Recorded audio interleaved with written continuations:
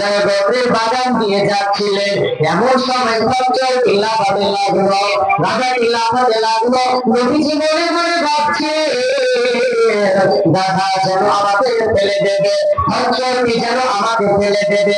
নবীজি বললেন আমি গাধার মুখ থেকে নেমে গেলাম, আর নামার পর সঙ্গে সঙ্গে বন্ধুরে ওই জায়গাতে কয়েকটা কবর দেখতে পেলাম। পাঁচটা কিংবা ছয়টা কবর দেখতে পেলাম। নবীজি বলেন আমি ওই স্থানীয় ব্যক্তিদেরকে বললাম, বলো বলো বলো এরা মুশরিক অবস্থায় মারা গেছে না এরা কাফের অবস্থায় মারা গেছে?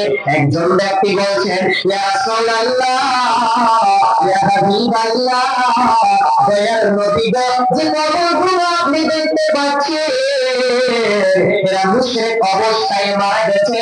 নবী গো, এরা কেউ মুমিন ছিল না। নবীজি দাঁড়িয়ে দাঁড়িয়ে বলতে লাগলেন আমি আল্লাহর নবী, আল্লাহ আমাকে জানিয়ে দিয়েছেন, তোমরা তা জানো না। নবীজি বলছেন মানুষকে কবরে কঠিন আযাব দেওয়া হয়, মানুষকে কবরে কঠিন আযাব দেওয়া হয়, কবরে মানুষকে কঠিন পরীক্ষার সম্মুখীন হতে হয়। নবীজি বলেন আমি আল্লাহর কাছে দোয়া করি আল্লাহ তাবারক ওয়া তাআলা তোমাদেরকে যেন কবরের আযাবটা শুনিয়ে দেয়। নবীজি বলছেন আমি দোয়াটা করছি না কেন শুনো উম্মত রে, শুনে নাও। মানুষ যদি কবরের আযাব শুনতে পেরে নিজের মা নিজের বাবাকে কবরে দাফন করত না। নবীজি বলছেন শুনে নাও, মানুষ যদি কবরের আযাব শুনতে পেত নিজের আত্মীয়কে তারা কবর দেওয়া বন্ধ করে দিত। নবীজি বলছেন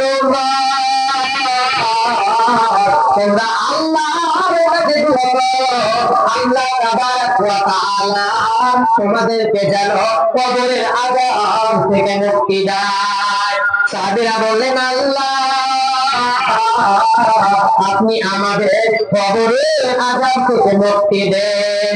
নবীজি বলছেন শুনে নাও, তোমরা জাহান্নামের আযাব থেকে মুক্তি চাও। সাহাবীরা বললেন আল্লাহ আপনি আমাদেরকে জাহান্নামের আযাব থেকে মুক্তি দেন। নবীজি বললেন তোমরা দুনিয়ার ফিতনা থেকে দাজ্জালের ফিতনা থেকে আল্লাহর কাছে মুক্তি চাও। নবীজি কোন অবস্থায় বলছেন শুনে নাও,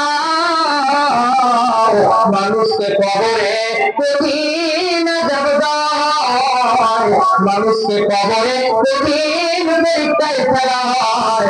অতএব দুনিয়াতে কবরের জন্য রেডি হয় না রয়েছি, বাঁচার উপায় রবে না রবে না রবে না।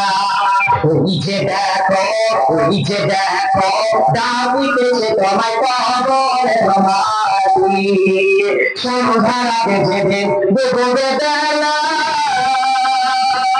এত বলতে ভেঙে যাবে তোমার অন্ধেরি মেলা। তাই দিবা তুমি জলে জমো, তাই দিবা তুমি জলে জমো, তাই করিবা করিবা। আরে ওই যে দেখো ডাকিতেছে তোমায় কবরের মাটি, আরে ওই যে দেখো ডাকিতেছে তোমায় কবরের মাটি। কবরে যখন আসিবে আত্মীয় স্বজন তোমার ইন্টারবাদে বসে তারা করিবে ভগবান, সাজাইবে তোমায় মনে মতো, সাজাইবে তোমায় মনে মতো সুন্দর করে পাখি। আরে ওই যে দেখো ডাকিতেছে তোমায় কবরের মাটি, আরে ওই যে দেখো ডাকিতেছে তোমায় কবরের মাটি।